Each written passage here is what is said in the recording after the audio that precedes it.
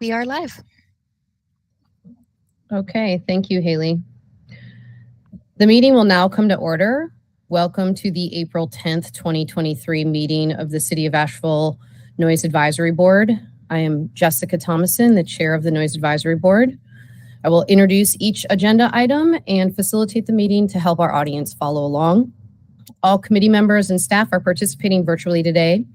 We are streaming through our virtual engagement hub, which is accessible through the virtual engagement hub link in the front page of the city website, and also linked on the Noise Advisory Board page. For those of you that are out there with us today, welcome. I'll go through and introduce all of the board members that are participating virtually. Please make sure to mute your microphone when you are not speaking. When you have a question or would like to speak, please unmute your microphone. Board members, as I call your name, please acknowledge your presence.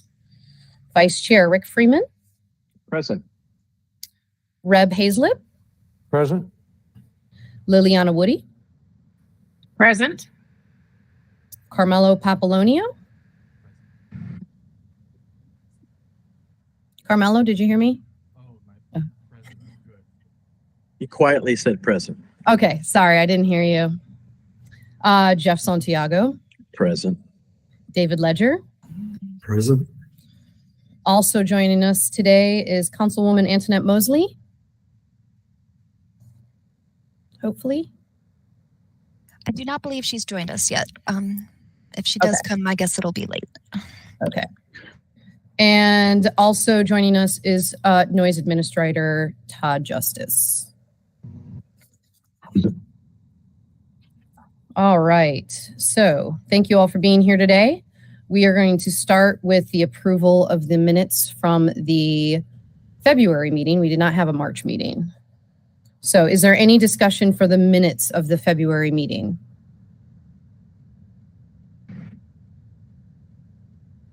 No? Okay. Can I get a motion to approve the minutes from the February meeting? I'll motion to approve. Jeff Santiago motions to approve. Thank you. Can I get a second? I'll second. Liliana Woody seconds. Thank you. Okay. Roll call. So can I get a motion to yay or nay from you, Rick Freeman? Yay. Yay. Reb Hazlett? Yay. Carmelo Papilonio? Yay. I heard a very quiet yay. And David Ledger? Yay. Okay, great. Thank you. So minutes are approved for our February 2023 meeting of the Noise Advisory Board. Thank you, everyone. All right, so moving on to our second agenda item, we have the Noise Administrator check-in.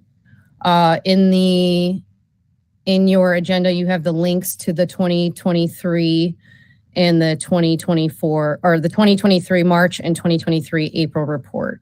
Does anybody have any questions on anything from those two reports? No? Okay. So, Todd, do you have anything that you want to add from the March or April reports? No, just kind of as expected, fairly quiet months. Expect things to pick up here in the next few weeks. And then we'll see how we go from there. Very well. Yeah, the calm before the storm, right? As we get into full swing, full season. Okay, so moving on to old business. Our first agenda item is the annual report and follow-up. I was hoping that Councilwoman Mosley would be here today to provide an update for us in terms of where our requests with City Council have fallen in our annual report. Each one of our requests did have some requests for budgeting reasons, for things that we were hoping the city would cover. But I guess what we're going to have to do is hopefully we can circle back to that if Antoinette ends up joining us on this call, or I can reach out after the fact. Haley. That's just exactly what I was going to recommend. If she's unable to make it today, you and Rick could always send her an email outside of the meeting and hopefully get some answers that way, or at least confirm her presence at the next meeting. Okay. Rick, you want to add something to that? Yeah, Haley, if I remember correctly, you were also a part of the urban forestry board. Can you share with us any actions they took to move their agenda forward? Because ultimately they did succeed in getting urban forester. And since it's new for us, I just wonder if there are some best practices there, or it was a multi-year effort. It wasn't something that they pushed through very quickly. And from my recollection on it, it was working pretty closely with their council liaison to make sure that they were getting their recommendations pushed through fairly regularly. Some other things that they did was, I think they had a little bit of support from some other boards and commissions for one. I think like Stacey tried to put some letter of support for them through as well. I'm not sure if it was an official letter, but I do know that they supported the efforts of the urban forester and urban forester master plan. And there might have been some more specific things that they did. What I would like to do is, if you and Jessica wouldn't mind shooting me an email after the meeting, I can get with Nancy Watford and kind of retrace some of our steps with that and see if I can get you some more specifics. And then if you wanted to take it back to the board to share with everybody afterwards, or if we wanted to forward that email along, we could. Okay, thanks. Thank you. Great. Thank you so much.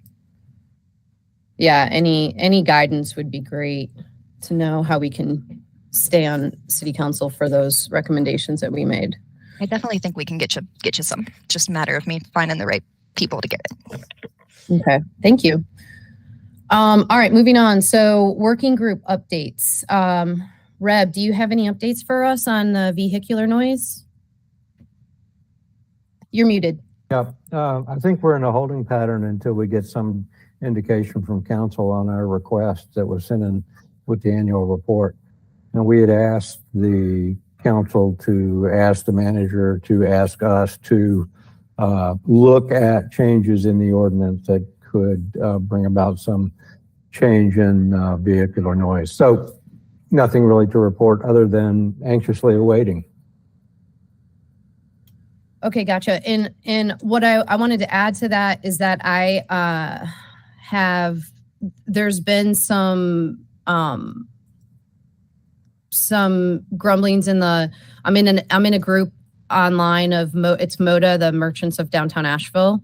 And so there's definitely been some mentionings in this online group about the vehicle noise downtown. So I think maybe just putting that out. I've been telling them that this is something that was going to be a focus for us for 2023. And so if it's something that helps to apply some pressure, for instance, getting some of the business owners to write letters about what they're experiencing downtown, and just sort of putting a little pressure on getting this to move forward and getting more support, we can definitely make that happen, I think, through some of the downtown business owners. Okay. I mean, is it perhaps premature to bring pressure until the council decides to weigh in on the various annual report requests? Yeah, I think so. I'm just saying that in the future, that this may be something if we don't see any movement on it, that we can, it's already something that I'm seeing in February that people are complaining about. And again, like we were just talking about, like, as the season's about to start getting, it's warmer, we're going to have more tourists, there's going to be more people out. It's definitely going to be something that I think is going to continue. Motorcycle season. Yeah, for sure. So just saying that, if at some point, just putting that in your back pocket for now, just knowing that I noted it. If we needed a little help there, we can definitely reach out to the business community. Sounds good. Any questions on that? Any questions on the vehicular noise report? Can everyone hear me? Now we can hear you. Okay, I had to switch everything up. I don't have any questions now, but I will as it progresses, because I think I'm noticing it a lot more too where I live. There's lots of groups of young people on motorcycles, and honestly, it doesn't bother me personally. Like, they're having fun, they're not hurting anyone. And where I live, houses are further away from the street and they're more few and far between. So I'd rather see them closer to me than in other places, like we've mentioned, are problem areas that are garnering more complaints downtown and everything. But I've noticed the frequency of vehicular noise and people going out and having fun is just starting to pick up as it warms up. Yeah. Yeah, I live on the west side, and I've been hearing the same thing. So especially later in the evening, it sounds like people are like drag racing down the street. So, okay, working group update, decibel levels. Jeff Santiago, any updates? There's really not any updates. I know the last time we spoke, just to kind of catch everybody up, we were trying to figure out with city staff if there's a way to get certain readings for certain people when they have certain complaints that are kind of outside normal hours. The working group had a discussion, which is mainly Rick and myself, about hey, maybe we could go out there and do that, but I know there were limitations on what we were allowed to do.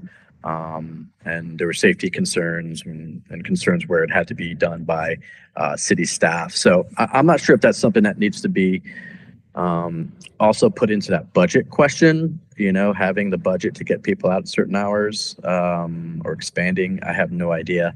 But that's kind of where we're at right now. That along with the fact that it's been sort of quiet, if you will, but I'm sure we're going to start see things pick up now that it's getting warmer. So, Rick, you're muted. I'm trying to recall conversations from months ago, but I think Todd and I talked about these measurements, especially the ambient ones, because we kind of need ambient, non-noisy measures to make sure that the problems aren't always there, because of like the problems we had with Mission, where the traffic noise was so loud that you couldn't separate it from the industrial noise. My recollection of that, Todd, was that if we're not trying to go massive overtime, this would be within the scope of what the compliance team can do. Yeah, I mean, if you've got, so I guess the minimum requirements for us would just be a heads up of, where are you wanting to go? What sort of measurements are you wanting to take so we can verify that we can actually do those before we get into someone's house or private property and realize it's without our means. And then we would probably want some sort of signed consent from the property owner giving us permission to be on the property, just in case there's any sort of, incident or issue or whatever later. And so beyond that, yeah, I mean, I can easily have one of my guys, or I can go out there. It's just comp time. I mean, the hours for pay and et cetera, that's not an issue. So. Do you have some kind of a consent form that we can start with and modify it for this? Could you send it to us and we'll fix it up? Yep. Yeah, I can. Perfect.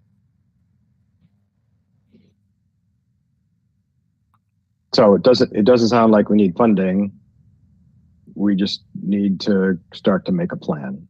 And the consent thing, that's probably something that we should do first, because we have a list of people who said they would consent, but when they see a legal document, as we all do, their opinion may be different. And that would ultimately determine the opportunities. Yeah, and the city's not trying to put up any roadblocks here or anything. It's just a matter of protecting, my employees and the city itself.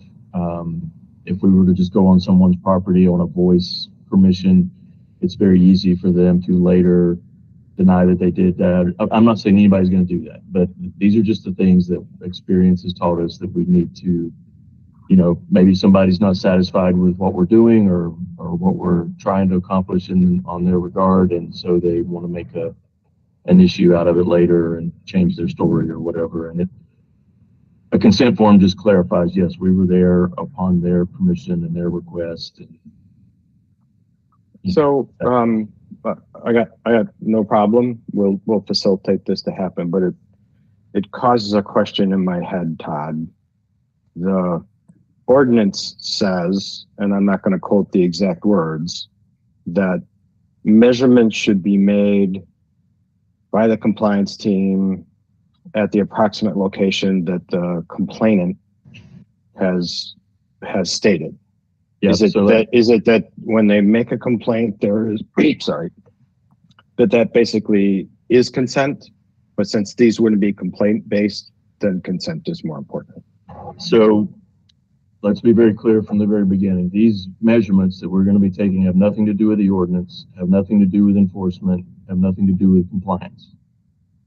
From an official standpoint, we are providing you with measurements for you to do your study on the data that you're wanting to collect here. And so we're not going out there to enforce anything. We're not going out there to collect evidence to enforce anything.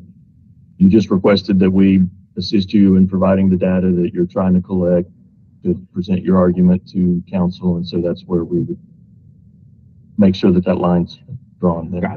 Got it. Thank you. Carmelo? Yeah, I just wanted to say that if and when you guys do go out in the field to collect some of the decibel recordings, I'd be more than happy to join you, unless that means that too many of us are gathering in one place or it's too many cooks in the kitchen type of thing. But I'd be more than happy to join. That sounds like you're volunteering to be part of the team. If that's what it means, that's what it means. There'll only be one of us from the city. So, as many as you guys want to, of course, you want to clear that with the property owner beforehand. But, yeah, we don't have any problem with multiple people participating. You should all wear matching shirts so you're easily identifiable, like bright green or something. Just big hazmat suits. Yeah. Hard hats too going in, Can we get budget for noise advisory board t-shirts? What do you think? Maybe we'd all chip in. Yeah. There we go. Let's just make sure we're not violating any any rules or regulations for that. But yeah. Any other questions or comments about decibel levels? No? Okay. So moving on. So we had brought up the noise trends by year last time as something to take a look at. So we have now data that's started in September of 2021. So we actually have, some overlapping months that we can take a look at between September and March. And so and I really appreciate the new forms, the new they're really easy to look at, and I printed them out and got my highlighter out. But I love that the way that these are set up. So thank you, Haley and Todd and the other staff for putting that together. So I have definitely noticed some trends that I wanted to ask some questions about, if that's okay. And then and board members, please feel free to chime in. But one of the things that I've noticed is that there was a big increase for 2023 with contact made with alleged noisemakers. Can you explain what that is? Was that a reclassification of something, or was that just, I'm just wondering why that was such a big increase from 2022 to 2023. And Haley's got more history on this than I do, so she can correct me if I'm wrong or add. But I believe that's probably just showing where we added another category where we started tracking data. Okay. That we hadn't been tracking before, and so that's the reason for the biggest reason for the increase there. Which category was it? That sounds right. I'm sorry, I didn't catch the question. No, it's all good. It's contact there. So in 2022, contact made with alleged noisemaker is pretty low. There's like one in February of last year and one in November and December. And then this year so far, it was 2 in January, 9 in February, 7 in March. So is that just like a reclassification I didn't know if it was that or that had something to do possibly with the complaint not being resolved. So the reason why we would contact alleged noise makers, to research the complaint or to educate the complainant. Like sometimes there's not a violation, but there's still things we can do or ask to help alleviate some of the problems. So that could be it. I know we had a few different. So you go ahead, Todd. Yeah. Now that you mentioned those months and the numbers, I think I understand exactly what that's reflecting. We have moved everything over to Asheville app. And so all the noise complaints are now coming to Asheville app, and that provides Daniel, our noise administrator, with direct access to the complainant, where he can chat with them. He can send them a message, hey, I need more information, or no, this is not a violation, that sort of thing. And so I suspect that when he does that, he's now marking that as a contact with the complainant.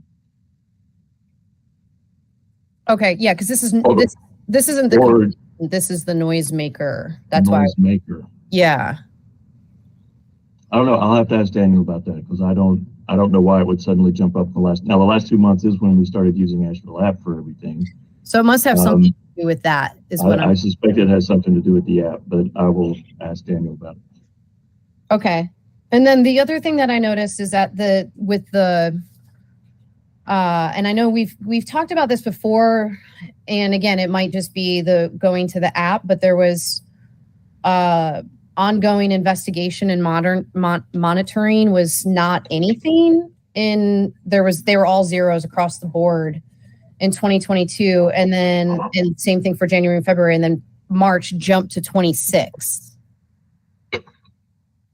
So you're talking about March of 2023 versus last year? Yeah. That's just because a case ideally gets moved out of ongoing investigation and monitoring after a certain period of time. If we go 30 days, I think is what Daniel's been using, and there's been no complaints, nothing for us to follow up on, investigate. I'm pretty sure he moves it to a closure code. Okay. Does that sound right, Todd?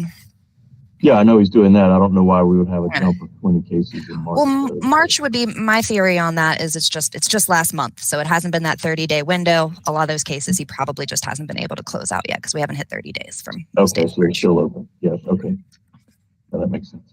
Okay. The data that you're looking at, Jessica, is live data. I figured or whatever. So it's not great for historical purposes, but yeah.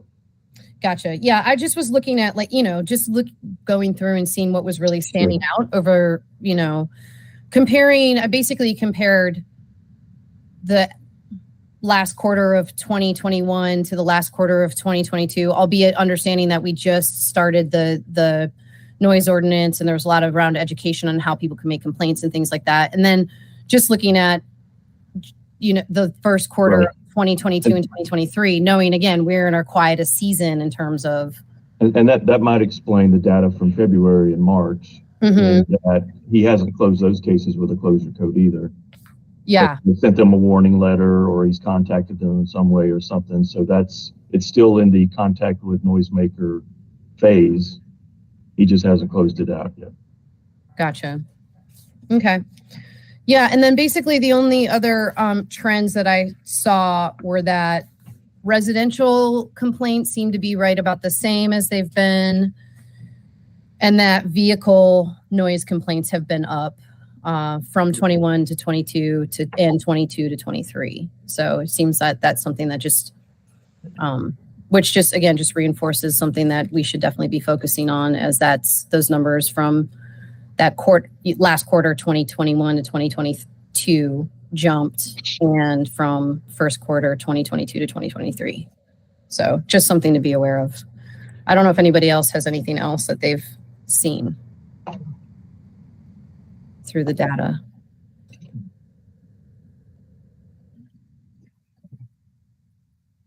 No? Yeah, and I guess it'll just be interesting. We'll just keep an eye on those things. How's since moving from the JOT form in February to the Asheville app, how's that experience been from the reporting side for you all? Any differences?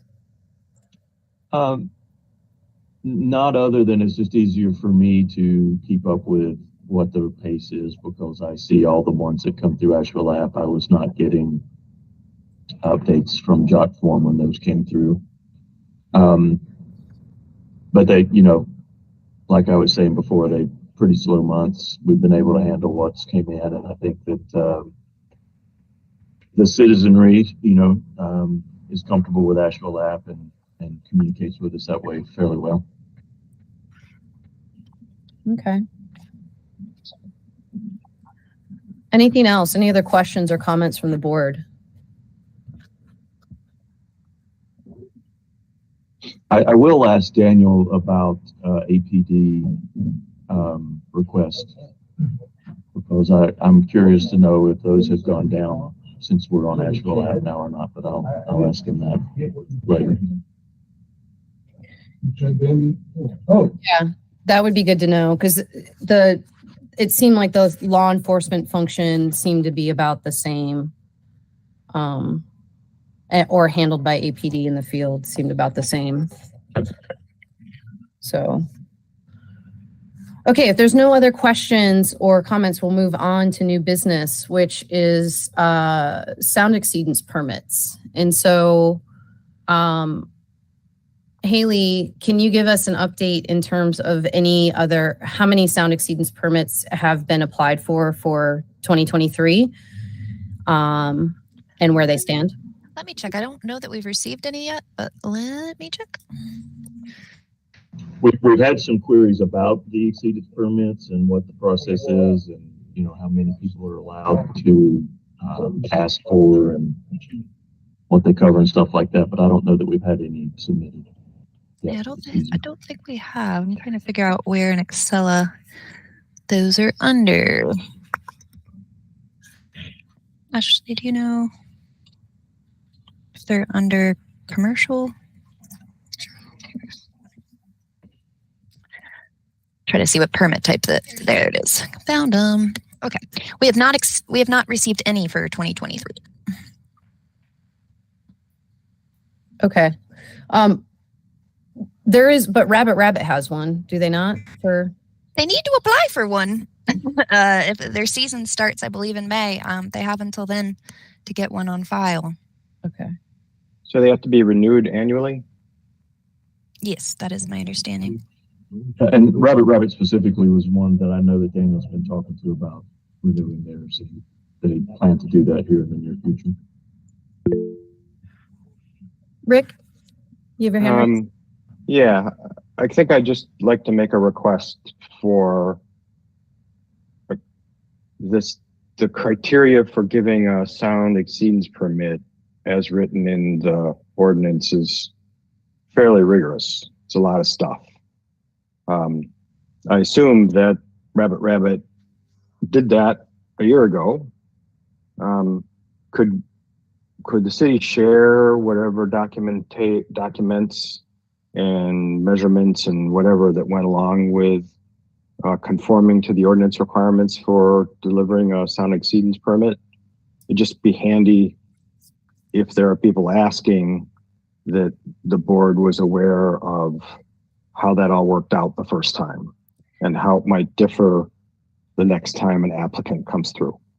So in theory, the information should be publicly available through the Citizen Access Portal, just by looking up the address and finding the sound exceedance permit relating to it. But if you want to shoot me an email, I'm also happy just to kind of link you over to that if you'd like. Now, what they submitted last year might end up being a little different this year because they are doing some upgrades to their site and their stage. So it's possible that their site plan might look a little different this year, but I'm not honestly sure. It could be. They could be submitting the same thing. What they submitted last year was adequate for approval. And with that particular property, if I remember correctly, they've never really needed the exceedance permit. They've just always had it to kind of cover any, if they have one particular event that was exceeded the normal standards for some reason, they wanted to have that. But they've never been out of compliance and required their coverage as far as I know. That particular property. Jeff? Gosh, I just don't remember it that way, but that's too long ago. Well, that doesn't mean we haven't gotten a ton of complaints about that property. But I mean, with the sound exceedance permit, you're measuring them against 85 decibels, not the standard set of decibels. So they could be in compliance, but only because they have a sound exceedance permit, right? Right, but what I'm saying is I don't think that they were ever above the standard exceedance level, thus requiring the permit. They just always got the permit just in case. Oh. Okay. Jeff? Yeah, that's correct. The property is actually permitted, but the business actually goes ahead and applies for those permits again to be part of that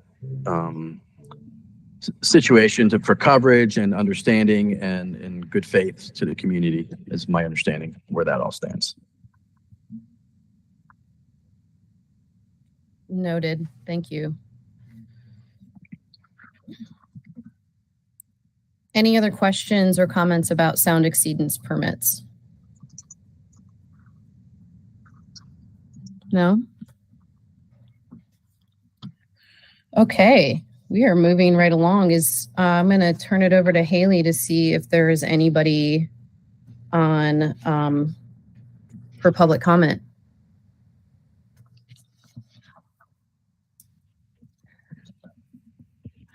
Sorry, just checking in with Ashley to see if she had this pulled up as well. So There's there are, one. that's me. Oh. That's our tester phone. So there are no callers on the line today. All right.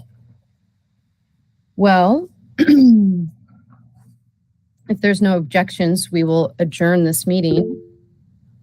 Reb, you have your hand raised? I think that we established an adjacent noise task force at our last meeting that Liliana and I are heading up. Okay. Just thought I would mention that so we can put it in the official records. Yes. Adjacent noise task force. My apologies. We can get that on the agenda for the next meeting in May. To have, do you have anything to report right now?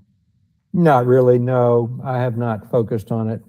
But one thing that we should all consider, there's two aspects to adjacent noise that I think we're going to have to take under consideration. And one is establishment of sound level limits for residential areas. Because if you're going to measure noise at the source, and it's coming from an industrial source, you're going to have to go into the residence. So you're going to have some sound level limit. And two is you're probably going to have to look at DBC again. Because I think along Haywood Road, most of the complaints that were being measured by residents were being measured in DBC, and base resonance is more, or I should say DBC is more sensitive to base resonance. Those two things for consideration at the next meeting. Okay.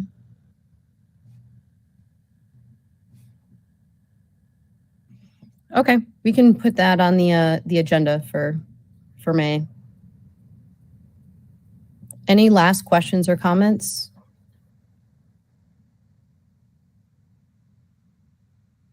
Okay, well, if there's no objections, we will adjourn this meeting. Are there any objections to adjourning this meeting? No, none heard. Okay. Our next meeting will be on Monday, May 8th, and that meeting will be held virtually. Thanks everyone for being here today. And Haley, Rick and I will follow up with you about getting together with Councilwoman Mosley and next steps. That sounds good. Thank you all. Great. Thanks everyone. Bye. Thank you, everyone. Bye.